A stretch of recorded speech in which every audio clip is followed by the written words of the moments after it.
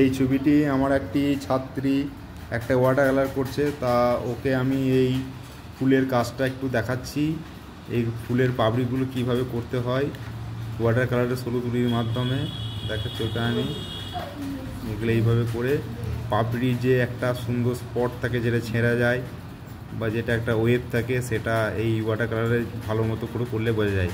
প্রথমে একটা middle tone ধরে এটা ওয়াটার কালারটা করা হয়েছিল এবং সাথে সাথেই একটু ডিপ লাইটটা করা হয়েছিল। একটু শুকিয়ে যাওয়ার পর এগুলো দিয়ে পাতা পোর্শনটাকে একদম একটু কম্বিনেট করে দেওয়া হয়েছে যাতে দেখতে ভালো লাগে। ওয়াটার কালারটাকে আমরা বলি জাদুকরি মাধ্যম। এখানে খুব অল্প কাজ করে বেশি কাজটা বোঝানো যায়, কিন্তু প্যাস্টেলে সেটা হয় না। প্যাস্টেলে পুরোটাই ঘষে ঘষে করতে হয়।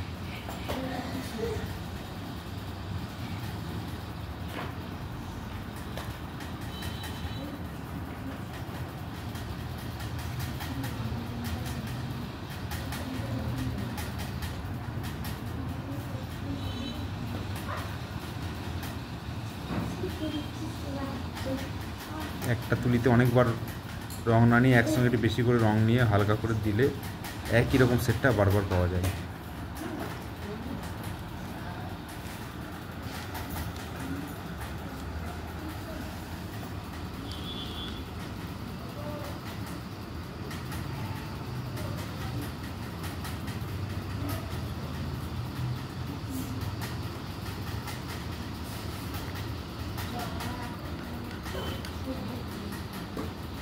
প্রথমে একটু ব্রাউন কালার দিলাম, ডাইরেক্ট কালার দিলে অতটা ভালো হয় না।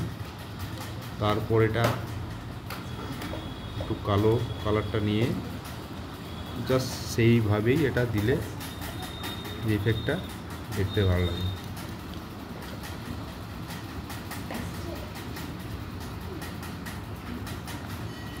তো রিয়েলের মতো লাগবে।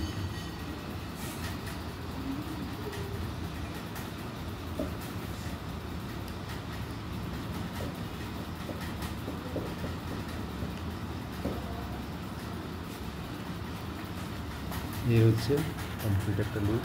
এখনও কিছু কিছু কাজ বাকি আছে, এই গাঁদা ফুলের জায়গাগুলো কাজগুলো বাকি আছে, একটু ডিপ করতে হবে। ওই এটা করছে ড্রয়িং, আমার একটা করেছিলাম সেটা ড্রয়িংটা থেকে করছে এটা।